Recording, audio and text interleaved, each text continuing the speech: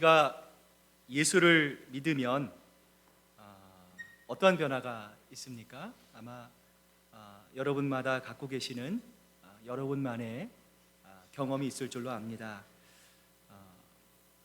여러분, 공통적으로 우리가 예수님을 영접하면 깨달아 아는 것들이 생기게 됩니다. 마치 꿈 많은 어린아이가 신비한 이 원더랜드와 같은 그러한 세상에 들어가는 것과 같아요.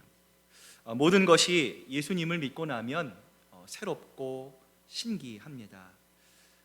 예전에는 수도 없이 많이 보아왔지만 또 우리가 보는 사람들, 또 우리의 환경들, 또 우리가 흔히 보는 나뭇잎과 꽃들, 바람과 구름이 이상하게 예수님을 영접하면 달라 보이게 되죠.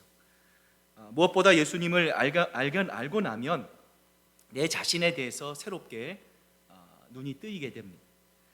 사랑스럽고 아름다운 생면으로 충만한 자기 자신을 바라보게 돼요. 추하고 죄로 얼룩졌던 예전의 모습으로부터 벗어나 새로운 변화된 우리들의 모습을 발견하게 됩니다. 그러면 지금까지 나의 관점과 내 시선에서 바라보았던 모든 것들이 비로소 하나님의 관점, 하나님의 시선으로 보이기 시작하는데요. 이러한 예수님을 만나고 난 후의 변화를 사도 바울은 고린도후서 5장 17절에서 이렇게 말씀하시죠. 그런즉 누구든지 그리스도 안에 있으면 새로운 피조물이라. 이전 것은 지나갔으니 보라 새 것이 되었도다. 여러분, 이 세상의 그 어떤 발견보다 하나님을 발견하는 것보다 더 위대한 것은 없습니다. 이 세상의 그 어떤 생각보다 하나님을 생각하는 것보다 더 아름다운 생각은 없습니다. 하나님과 동행하는 것이 바로 새로운 지식과 세계를 마주하는 것이죠. 하나님을 통해 사랑이 생기고 또 하늘의 기쁨이 넘쳐오르고 우리 마음속에 감사와 감격과 기쁨이 솟구쳐 오르는 것이죠.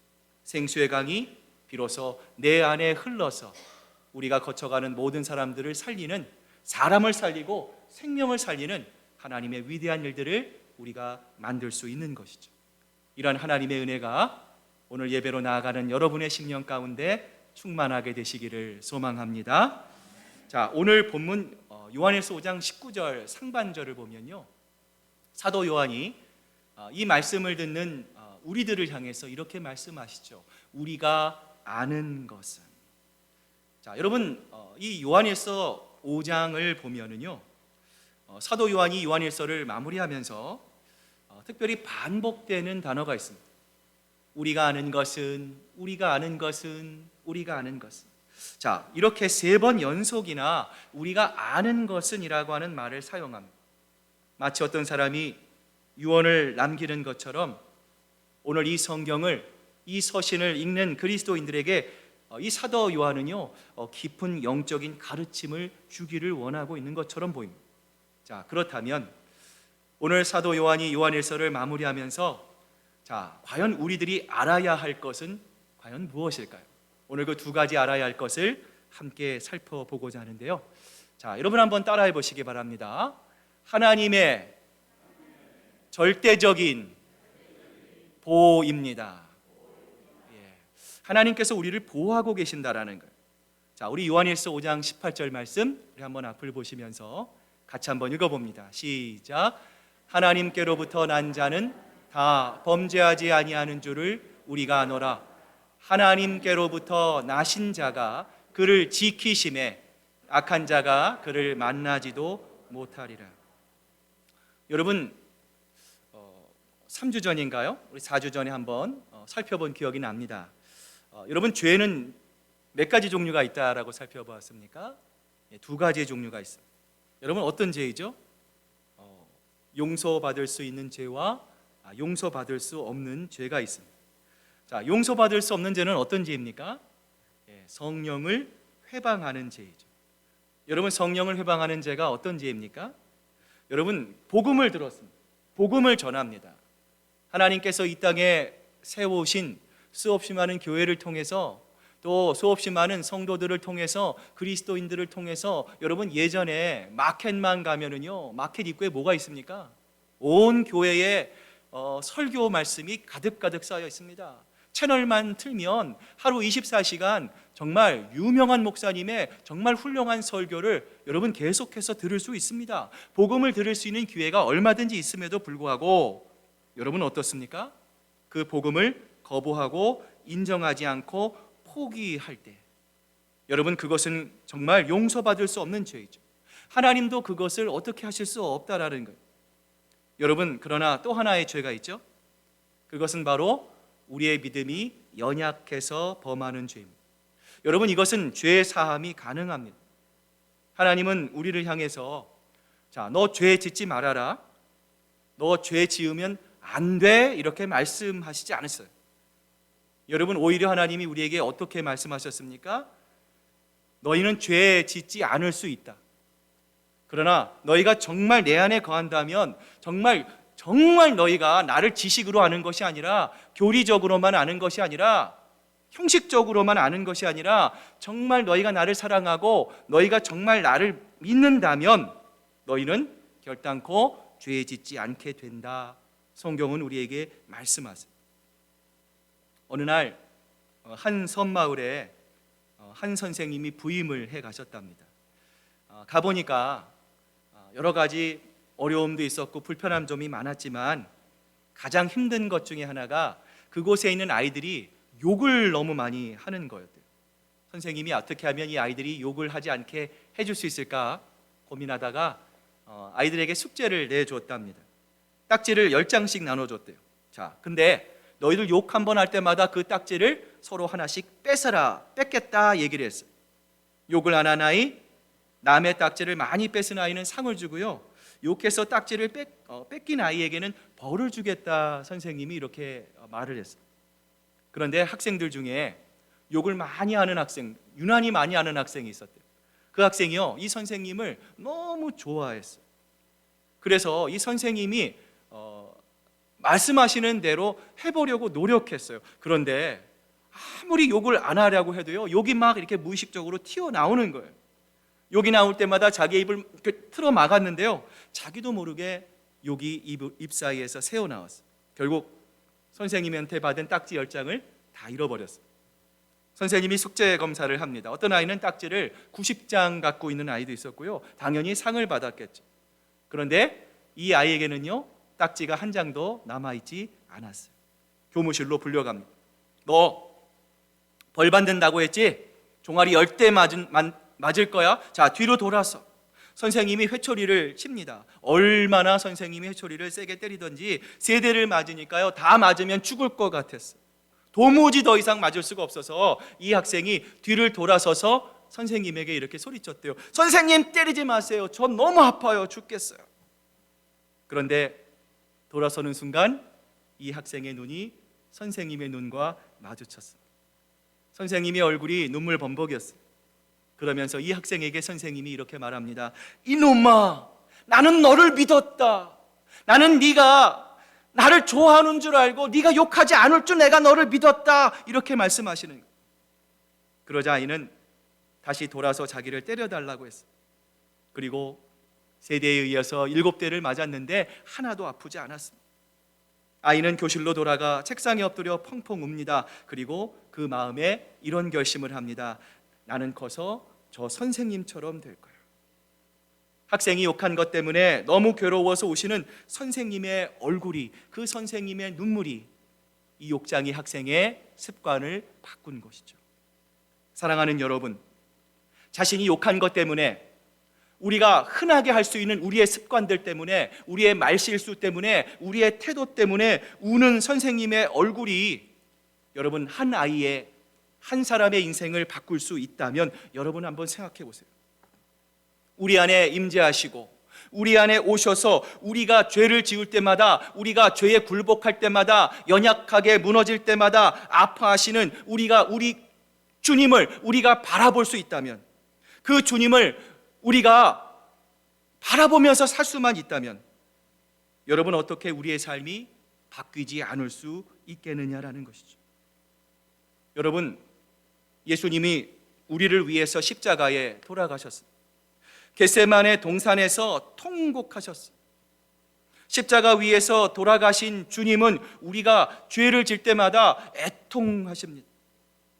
우리가 이것을 정말로 안다면 육신에 여전히 죄의 욕구가 있다고 해서 우리가 어떻게 그 죄에 끌려 살 수 있겠느냐라는 것이죠. 여러분, 그렇습니다. 우리가 정말 예수님을 믿으면, 여러분, 성경은요 우리가 저절로 죄 짓지 않겠다 말씀하지 않습니다. 우리가 예수님을 믿으면 예수님이 무조건 우리로 하여금 죄 짓지 않도록 만들어 주신다고도 말씀하시지 않았어요. 여러분, 중요한 건 무엇입니까? 예수님이 우리의 마음속에 오신 것을 믿어야 합니다. 그리고 우리 마음속에 오신 그 예수 그리스도를 여러분 계속해서 바라보아야 합니다. 우리가 우리 안에 오신 예수님을 믿고 우리 안에 오신 예수님을 바라보면 우리는 반드시 예수님이 우리와 함께 계신 것을 바라볼 수 있게 되는 거예요. 나아가 우리 모두 예수 그리스도의 보호 아래, 하나님의 관심 안에, 하나님의 역사 안에 우리가 놓여 있다라는 것을 우리는 비로소 깨달을 수 있게 되는 것이죠. 여러분 모두 예수님을 바라보고 그 예수님을 통해 보호받는 이 귀한 은혜를 경험하는 여러분 모두가 되시기를 소망합니다. 두 번째로 우리가 알아야 할 것은 무엇입니까? 자, 한번 따라해 보시길 바랍니다. 예수님으로 인해 사람은 바뀔 수 있습니다. 아마 여러분 이런 생각 갖고 계신 분 계실까요? 목사님, 사람이 어떻게 바뀐가요? 제가 50년, 60년, 70년, 80년 살아보는데 사람은 바뀌지가 않습니다. 이렇게 말씀하시는 분도, 생각하시는 분도 계실 줄 압니다. 그러나 오늘 성경은 우리에게 분명히 말씀합니다. 예수님으로 인해서 사람은 바뀔 수 있다라는 거예요. 팀 한설이라고 하는 유명한 교육자가 있습니다. 이분이 쓴 책 중에 열정, enthusiasm, 성공 리더십이라고 하는 책이 있어요. 이 책 내용 중에 이분이 자신의 절친인 친구의 이야기를 소개하고 있습니다. 이분이 책 안에서 이렇게 얘기합니다. 10년 전에도 내 친구는 참 성실한 그리스도인이었습니다. 그런데 10년 후에 그를 만나보니까 그는 여전히 성실했을 뿐만 아니라 그는 그 성실함을 뛰어넘어 충만한 사람이 되어 있었습니다. 기쁨이 충만하고 얼굴에도 힘이 있고 말에도 힘이 있었어요. 저는 그 사람을 그렇게 바꾼 힘이 무엇인지 궁금해졌습니다. 그래서 내 친구에게 지난 10년 동안 무슨 일이 있었는지를 말해달라고 부탁했어요. 그러자 친구가 이렇게 말을 합니다. 어느 날 로마서를 읽다가 성령께서 자신의 마음을 만지셨다라는 거예요. 그 성경을 통해서 성경을 보는 새로운 눈이 열리게 되었다는 거예요. 이분이 이런 깨달음을 갖게 됐어요. 나는 과거에도 죄인이었고 지금도 죄인이고 앞으로도 죄를 지을 수밖에 없는 연약한 사람이라는 것을 이 성경을 통해서, 로마서의 말씀을 통해서 분명히 알게 됐다라는 거예요. 그러나 이분이 이렇게 말을 합니다. 그전에는 내가 죄로 인해서 크게 낙심했습니다. 좌절했습니다. 그러나 이제는 그것을 그냥 받아들이기로 했습니다. 그런데 더 놀라운 사실을 알게 되었다라는 거예요. 예전에는 죄를 지을 때마다 내가 왜 이렇게 악할까? 내가 왜 이렇게 연약할까? 나는 죄 앞에 왜 이렇게 무기력할까? 내 안에 죄가 있다는 것만을 생각했는데 어느덧 주님이 내 안에 오셔서 동시에 내 안에서 내 삶을 주관하시고 역사하신다는 사실을 이 사람이 깨닫게 되었다라는 거예요. 이분이 이렇게 고백합니다. 만일 내게 어떤 선한 열매가 나온다면 그것은 내가 한 것이 아닙니다. 내 노력이 아닙니다. 내가 도덕적이고 선해서 그런 것이 아닙니다. 그것은 바로 주님이 하신 것입니다. 나는 이제 나를 통해서 주님이 어떻게 역사하실지 내 모든 삶을 주님께 다 맡겨버리고 삽니다. 나는 그저 주님이 하신 일에 감사하고 놀라고 기대할 뿐입니다. 전에는 나의 연약함과 죄성에 빠져서 늘 낙심하고 괴로움 가운데 살았지만 이제는 예수님을 영접하고 난 다음에 내 안에 역사하시는 주님만을 앙망하며 주님만을 바라보며 삽니다. 이제 나는 항상 내 삶에서 역사하시는 주님을 보고 있습니다. 이것은 일시적인 감정이 아닙니다. 정말 생생하고 내 삶 가운데 끊임없이 일어나는 주님과의 아름다운 동행입니다. 사랑하는 여러분, 이러한 일들은 유독 이 사람에게만 일어나는 일은 아니죠. 예수님을 영접하고 예수님을 나의 구주와 주님으로 고백하는 모든 그리스도인들에게 일어나야 할 일입니다. 만약에 목사님, 저는 이런 일이 일어나고 있지 않습니다 라고 한다면 여러분, 그것은요 예수님과의 관계에 문제가 있는 것이죠. 여러분, 예수님이 이미 여러분 마음속에 오셨습니다. 오늘 홍장로님 어떤 찬양 오셨어요? 어서 돌아오, 어서 돌아오.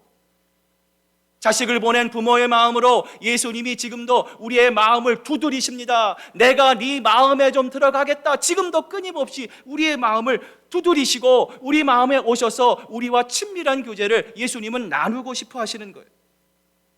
예수님이 이미 우리의 마음속에 오셨지만 우리가 전적으로 주님을 앙망하고 주님을 바라보는 삶을 살지 못하기에 주님을 통한 이러한 변화를 우리가 경험하지 못하는 것은 아니냐라는 것이죠. 이런 의미에서 요한일서 5장 19절은 우리에게 이렇게 말씀하시죠. 우리가 하나님에게서 났다는 것을 우리는 알고 있습니다. 여러분, 그렇습니다. 사탄이 여러분의 귀에 속삭일 수 있어요. 너의 믿음을 한번 봐. 너의 모습을 한번 봐. 이러고도 네가 그리스도이냐? 이러고도 너가 정말 하나님이 사랑하는 하나님의 아들, 딸이라고 말할 수 있어? 꿈깨라고 사탄이 우리에게 속삭입니다. 여러분, 그럼에도 불구하고 우리는 하나님의 사랑받는 자녀입니다. 하나님은 이미 우리 속에 와 계십니다. 우리의 삶의 주인이 되십니다. 여러분, 그 결과가 바로 오늘 여러분의 모습이 아닙니까? 주님을 통해서 우리는 달라졌습니다. 우리는 하나님을 통해서 여러분 난 사람들입니다. 여러분, 우리의 소속은 지옥이 아닙니다. 우리의 소속은 이 땅이 아닙니다. 우리의 소속은 바로 저 하늘나라 하나님의 아들, 딸들입니다. 예수님이 바로 우리 안에 계신다라는 것이 바로 그 증거인 거죠. 여러분, 그러나 반대로 이 세상은 그렇지 않습니다. 여러분, 이 세상은 공중 권세 잡은 자들의 손에 놓여 있습니다. 여러분, 온 세상이 악마의 손아귀에 놓여 있습니다. 여러분, 악마는 이 세상에서 무슨 일을 합니까?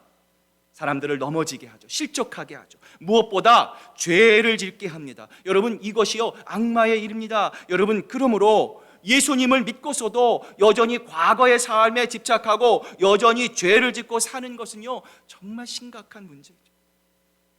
여러분, 예수 그리스도께서 우리에게 오신 목적이 무엇입니까? 악마의 일을 멸하시는 것이죠. 우리가 죄 짓지 않게 하기 위해서, 영원한 생명을 얻게 하기 위해서 예수님이 오신 거예요. 여러분, 우리는 이 사실을 믿고 이 세상이 아니라, 사람이 아니라 오직 우리의 영원한 구원주가 되시는 예수 그리스도 한 분만을 바라볼 수 있어야 합니다. 예수님을 영접한 사람은 예수님이 내 안에 오신 것을 여러분 알 수 있게 되어 있어요.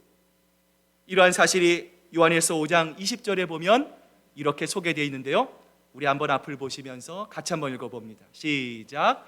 또 아는 것은 하나님의 아들이 이르러 우리에게 지각을 주사 우리로 참된 자를 알게 하신 것과 또한 우리가 참된 자 곧 그의 아들 예수 그리스도 안에 있는 것이니 그는 참 하나님이시요 영생이시니라. 아멘. 여러분, 우리가 주님 안에 거하면 우리는 무엇을 알 수 있습니까?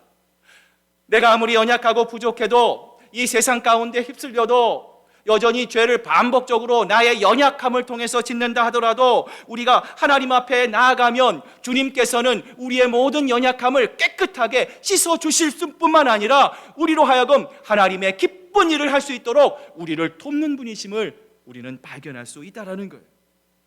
여러분, 그렇습니다. 우리는 예수님의 참되신 분, 하나님의 아들 예수 그리스도 안에 있음을 확신합니다. 바로 이분이 오늘 성경이 증언하는 참 하나님이시요 영생이심을 여러분 기억하실 수 있기를 바랍니다. 오늘 이제 이 성경을 마무리하면서 사도 요한은 우리에게 요한일서 5장 21절에서 이렇게 말씀하시죠. 자녀들아, 너희 자신을 지켜 우상에게서 멀리하라. 이제 사도 요한이 100세에 이르렀습니다. 자신의 삶이 이제 곧 멈출 것이다라는 것을 이 사도 요한이 알게 되었어요. 여러분, 우리도 이 세상에서 마지막 말을 유언이라고 하죠. 여러분, 유언은 어떻게 합니까? 내가 가지고 있는 소중한 것, 정말 우리 자손들에게 꼭 말해주고 싶은 것을, 내가 인생을 살아가면서 정말 소중한 것을 남기고 떠나는 것을 유언이라고 하죠. 여러분, 오늘 사도 요한이 이 유언과 같은 이 마지막, 이 요한일서 5장 21절에서 우리에게 무엇을 당부하고 있습니까? 무엇을 멀리하라 합니까? 우상을 멀리하라. 여러분, 사도 요한이 왜 갑자기 마지막에 이런 이야기를 했을까요? 초대교회 당시에 그리스도인들이 우상 숭배를 했기 때문입니까? 점을 치러 다니고 또 초대교회인들이 귀신을 섬기고 신전 출입을 했기 때문에 사도 요한이 이런 이야기를 했을까요? 여러분, 성경에 그런 기록이 없어요. 자, 그런데 왜 사도 요한은 이 요한일서의 마지막에 우상을 멀리하라는 말씀으로 그의 말씀을 마무리하고 있는 것일까요? 여러분, 우상이 무엇입니까? 성황당 앞에 세워놓는 여러분 돌들이, 여러분 우리가 보일 수 있는 형상이 여러분 우상입니까? 여러분, 그것들도 우상이죠. 여러분, 그러나 성경이 말씀하시는 우상은 무엇입니까? 예수님을 바라보지 못하게 하는 것이 우상입니다. 예수님이 내 마음속에 계시는데도, 예수님이 지금도 내 마음의 문을 두드리시는데도 집 나간 자녀를 바라보며 내 마음속에 속히 오라, 돌아오라, 내가 너의 마음에 들어가기를 원한다, 우리에게 말씀을 통하여, 계시를 통하여, 우리의 성경 공부를 통하여, 여러 가지 삶의 현상을 통하여 우리에게 말씀하시는데도 우리가 전혀 예수님을 생각하지 못하도록 방해하고 막는 것이 바로 오늘 성경이 말씀하시는 우상입니다. 여러분, 1년 365일 하루 24시간 여러분 주님을 바라보지 못하게 하는 것이 있다면 여러분 무엇입니까?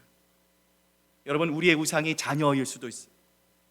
여러분, 우리의 우상이 우리의 일과 사람일 수도 있습니다.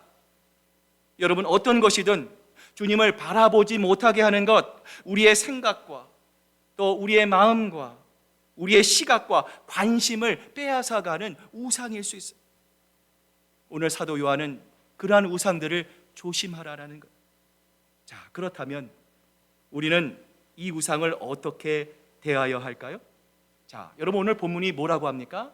자녀들아, 너희 자신을 지켜서 우상에게 멀리하라. 사도 요한은 우리에게 먼저 말씀합니다. 우상을 어떻게 하라? 멀리하라라는 거예요.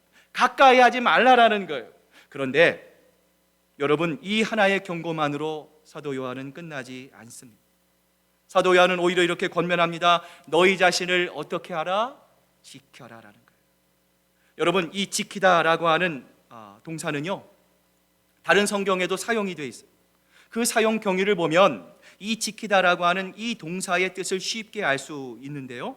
자, 먼저 우리 누가복음 2장 8절 말씀 같이 한번 읽어봅니다. 시작. 그 지역의 목자들이 밖에서 자기 양떼를 지키던. 자, 여러분, 성경은 이 지키다라는 단어를 어떻게 비유하고 있습니까? 밤에 목자들이 양을 지키는 거예요. 여러분, 지킬 때 어떻게 지킵니까? 늑대가 와서 물어가든지 없어지든지 지네들이 알아서 살겠지, 나는 우리 양들을 강하게 키울 거야. 여러분, 이런 마음을 갖고 있는 목자가 아니죠. 우리 양들, 정말 내 울타리에, 내 관할에 있는 양들을 나는 단 한 마리의 양도, 단 한 사람의 양도 나는 절대로 잃지 않겠다라고 하는 각오로 눈을 부릅뜨고 지키는 것이 바로 성경에서 말씀하는 지킨다라는 거예요. 여러분, 우리 또 한 구절을 한번 볼 텐데요. 사도행전 12장 4절부터 5절 말씀입니다. 같이 한번 읽습니다. 시작. 베드로도 잡으러 오게 가두어 군인 내식인 네 배에 맡겨 지키고 6월절 후에 백성 앞에 끌어내고자 하더라. 여러분, 목자들이 양떼를 지킵니다. 파수꾼들이, 여러분, 사도행전에서도 우리가 살펴봤지만 자기가 지키는 죄수를 잃으면요, 그 사람 어떻게 됩니까? 죽을 수밖에 없어요. 내 생명을 지키기 위해서, 내 생명을 헛되이 잃지 않기 위해서 죄수를 지키듯 그리스도인들은 어떻게 해야 한다는 거예요? 이 세상 가운데 공중 지배를 받고 있는 세속화된 하나님의 말씀으로부터 점점 멀어지는, 정말 우리가 자연스럽게 세상 신앙을 지킬 수 없는, 힘들어지는 이 세상 가운데서 우리 자신을 지켜라라는 거예요. 그래야만 우리가 하나님을 바라볼 수 있다라는 거예요. 한순간이라도 우리가 한눈을 팔거나 잠이 들면 어떤 동물이나 도둑들이 양을 집어갈 수 있어요. 또 죄수가 탈옥할 수 있는 것처럼 눈을 부릅뜨고 정신을 차려서 근신하여 우리 자신을 지킬 수 있어야 되는 거예요. 이런 우리들을 향해서 히브리서 기자는 우리에게 이렇게 권면하죠. 서로 돌아보아 사랑과 선행을 격려하고 모이기를 패하는 어떤 이들의 습관과 같이 하지 말고 오직 권하여 그날이 가까움을 볼수록 더욱 그리하자. 하나님의 날이 날마다 가까웁니다. 우리는 종말의 시대를 살아갑니다. 지금이 바로 종말의 때입니다. 언제 어디서든지 하나님이 우리에게 오실지 모릅니다. 우리의 인생의 마지막이 언제일지 모릅니다. 여러분, 이번 주 설교 말씀 기억하시잖아요. 우리는 우리의 시간을 통제하지 못합니다. 여러분, 10분 후에 우리의 삶이 어떻게 될지 여러분 아는 사람이 어디 있습니까? 내가 건강하다고 자부할 수 있습니까? 내가 능력자라고 자부할 수 있습니까? 여러분, 이 세상에 그 누구도 내 삶을 통제할 수 있는 사람은 아무도 없어요. 여러분, 무엇보다 우리는 말씀을 지키기 힘든 세상 가운데 살아갑니다. 여러분, 주변을 바라보세요. 여러분, 예전에는 정말 나올 수 없는 일들이 여러분 우리 주변에 얼마나 많이 노출되어 있습니까? 여러분, 예전에는 TV에서 술을 먹는 것은 감히 상상할 수가 없었어요. 술 먹는 장면이 나오면요, 심의 규정에 위반을 돼서 경고받았습니다. 여러분, 요즘 TV 켜보세요. 여기도 술, 저기도 술. 정말 여러분, 예전에는 상상할 수 없는 일들이요, 좋은 휴머니즘이라고 하는 가면을 쓰고 여러분 너무나 미화되고 아름답게 우리에게 다가옵니다. 여러분, 우리가 우리의 마음을 내려놓으면요, 우리도 모르는 사이에 세상의 문화에 흡수될 수밖에 없는 것이죠. 여러분, 그러기에 그리스도인다움은 무엇입니까? 세상과 동화되는 것이 그리스도인다움이 아닙니다. 세상도 좋고 나도 좋고 모든 것이 다 좋다라는 것이 그리스도인다움이 아닙니다. 여러분, 그리스도인다움은요, 세상을 거스르는 거예요. 여러분, 그리스도인다움은 바로 세상에 저항하는 것입니다. 여러분, 오늘 우리에게 주신 성경의 말씀처럼 우리가 더 사랑하고 격려하고 무엇보다 예배를 통해 우리의 모든 것 되시는 주님의 임재를 경험하는 그 주님을 바라보며 주님을 우리 마음에 모시고 우리 안에 계신 예수 그리스도를 바라보며 날마다 주님께서 주시는 기쁨과 소망 가운데 하나를 이루는 하나님의 마음을 기쁘시게 하는 여러분 모두가 되시기를 주님의 이름으로 축복합니다. 오늘 시간 우리 한번 마지막 찬양하기 전에 우리 한번 기도했으면 좋겠습니다. 여러분, 정말 세상이 그 타락의 속도가 너무나 빨라져 갑니다. 여러분, 정말 우리들도 힘든 세상이지만 우리의 자녀들 또 우리의 손자, 손녀들은 이 세상을 더 힘든 세상을 살아가야 합니다. 여러분, 정말 우리가 이 힘든 세상을 살아갈 때 우리들뿐만 아니라 우리의 자녀들, 우리의 손자, 손녀들이 하나님 정말 믿음 안에서 다니엘처럼 정말 사무엘처럼 하나님을 신뢰하고 하나님을 사랑하고 그 말씀 가운데 우리 1세들의 아름다운 신앙을 잘 이어받고 우리 교회 1세와 2세들 온 교회가 함께 하나님 힘들지만 그러나 하나님을 바라보고 세상을 거스르고 세상을 저항하고 복음을 전하고 생명을 살리는 정말 하나님의 마음을 기쁘시게 하는 하나님께 쓰임받는 우리 시애틀 큰사랑교회가 될 수 있도록 이 시간 우리 같이 한번 우리 주여 주여 주여 우리 한번 간절히 부르짖으면서 우리 함께 하나님께 기도하겠습니다. 주여 주여 주여